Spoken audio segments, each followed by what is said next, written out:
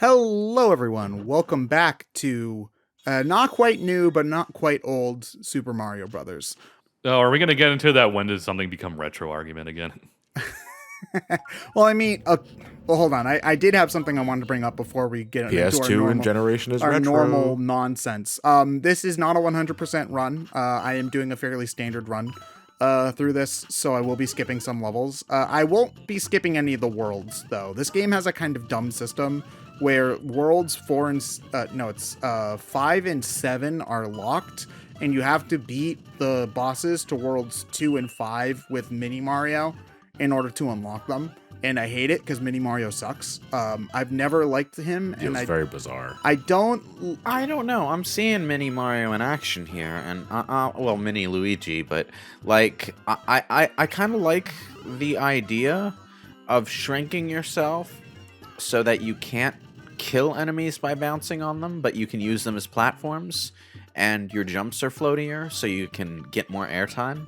I just hate how floaty the controls are because the game controls really well. The other problem is that you die. You're basically little. You die in one hit. So anything you need to use it for just now suddenly makes you super tense because you can't get hit at all. There's also so many areas gated behind the mini mushroom, which I don't really like in Mario games because I don't like having to find a specific power-up and then go back to a specific level with it. I don't feel like that's not what Mario's really about, I'm a little bit more okay with it in something like Kirby, for example, where the powers are more varied, and thus more interesting than just like being small. Also, I'm a little bit salty just because it's like kind of intrinsically a little lame, and they keep on bringing this specific one back over and over again instead of something cool.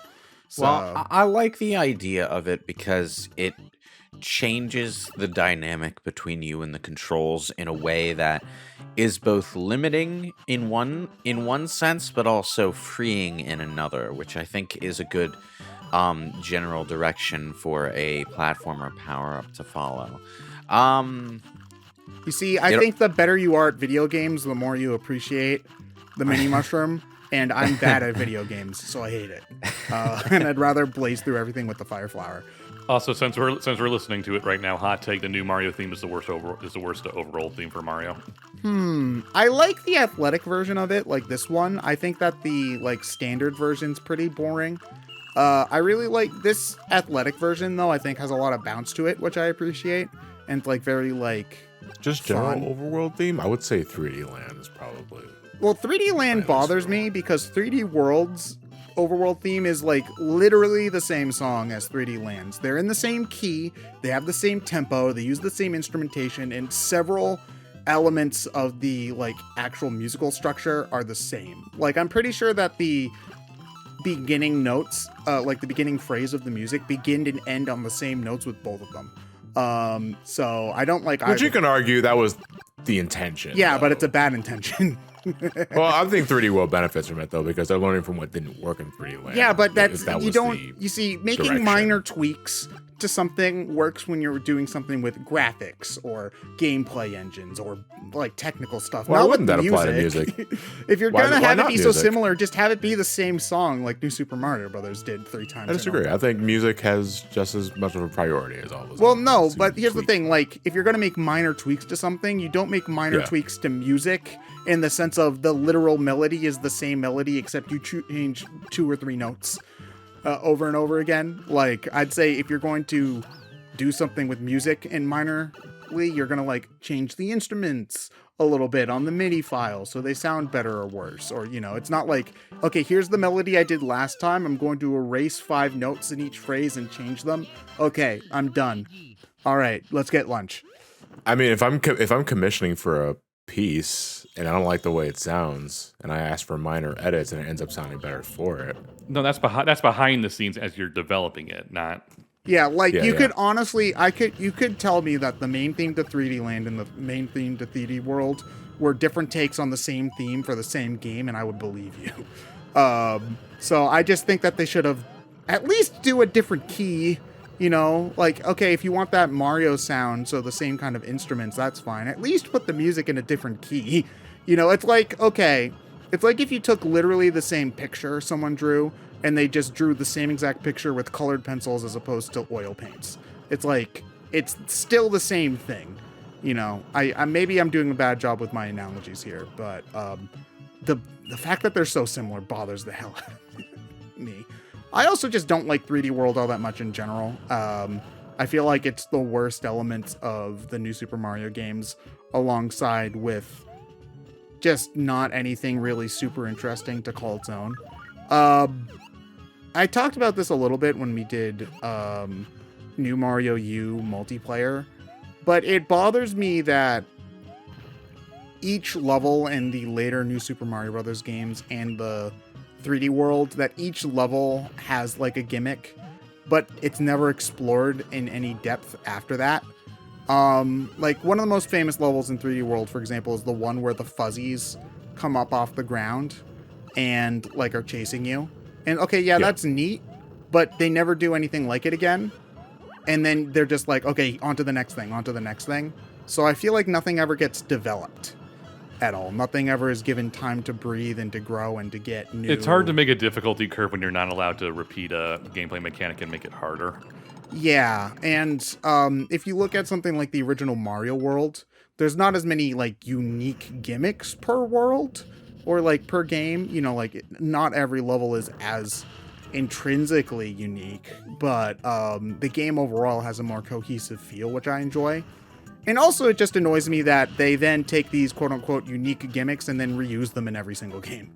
Like Mario Galaxy 2 has that one level with the flip switches, and then 3D Land had that same level with the flip switches, and then 3D World had that same level with the flip switches, and it's just like, okay, so you're not gonna develop a level within the game itself, but you'll use the same theme 3 different times in 3 different games.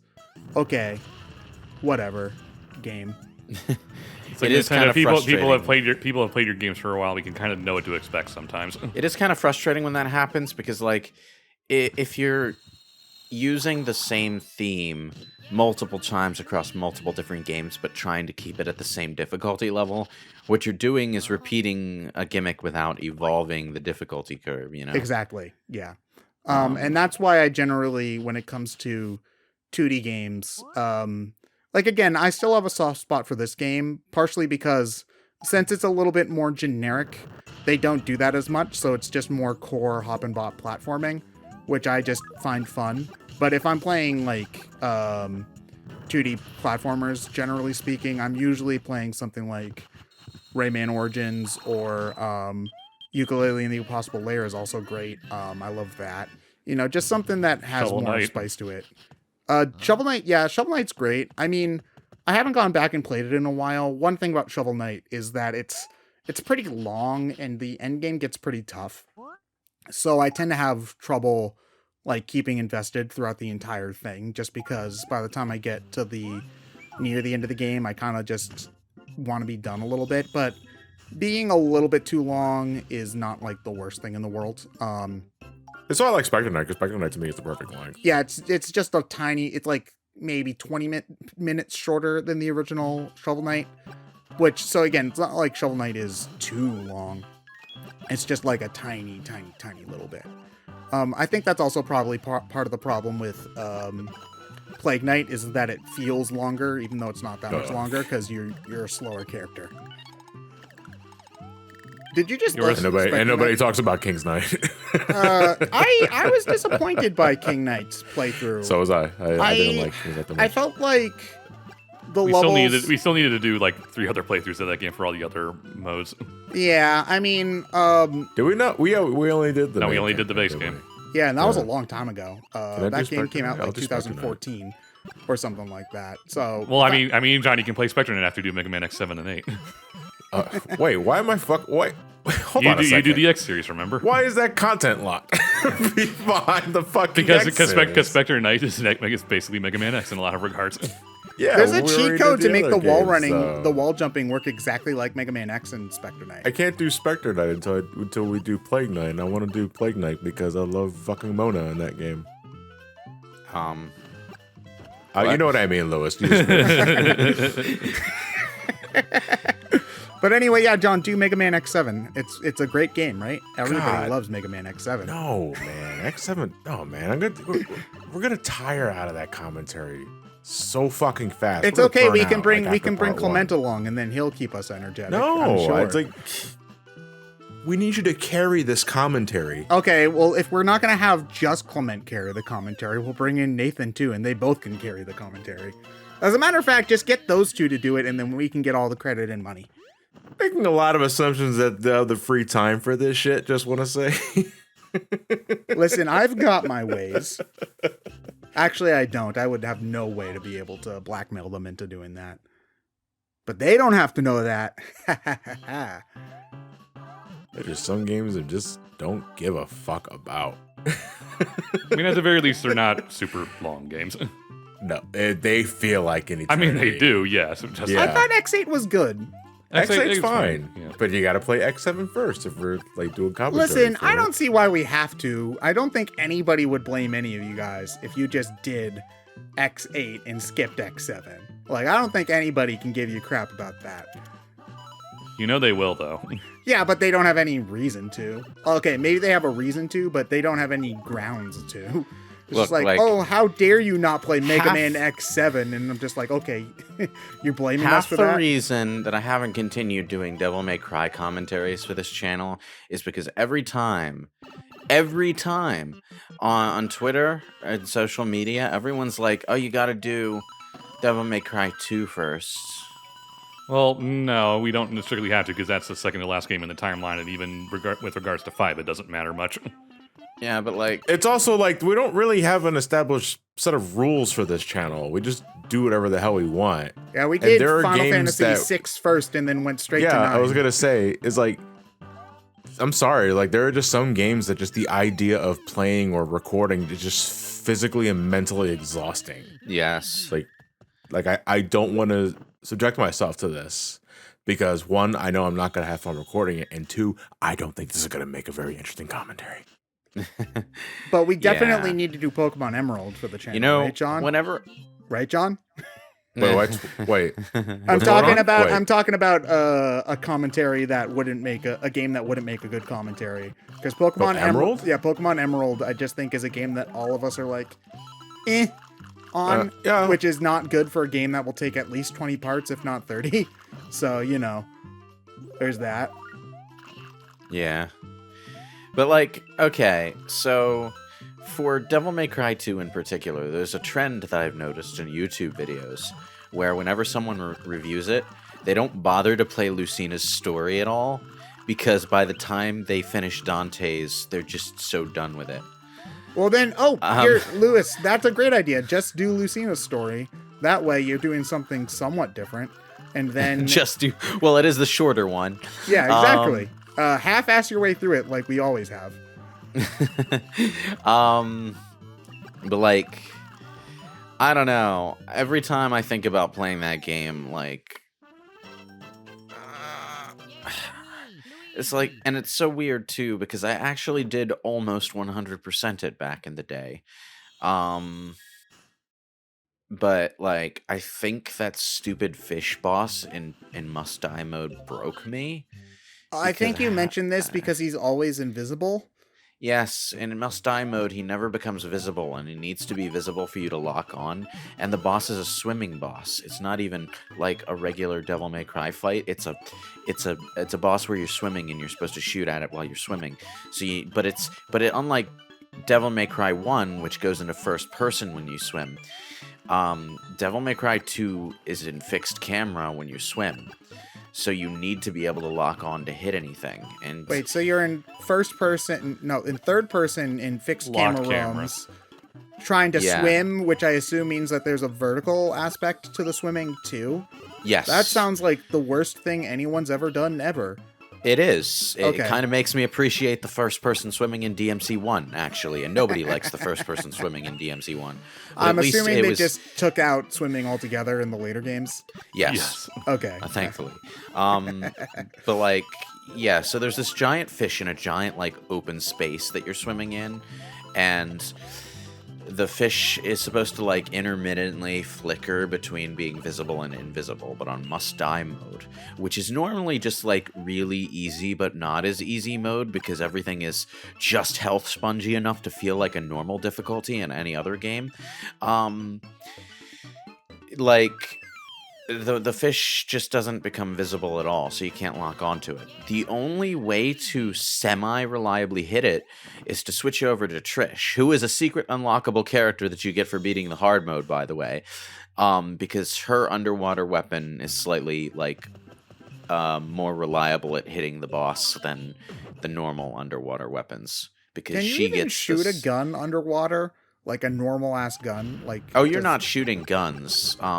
Is it a harpoon? You have like, you have some sort of needle weapon. I think is Lucia. Okay. In Devil May Cry 1, it was a needle gun. I forget what Lucia has.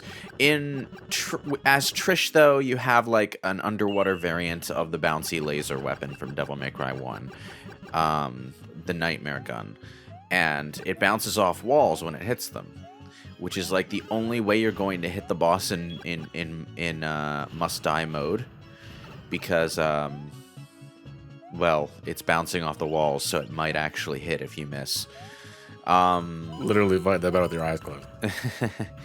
But even playing as Trish, I could not beat that boss, and I was like 99.9% of the way to full completion in that game, so it was really It feels like that. demoralizing. I was gonna say at that point it almost feels like you should do it just out of stubbornness.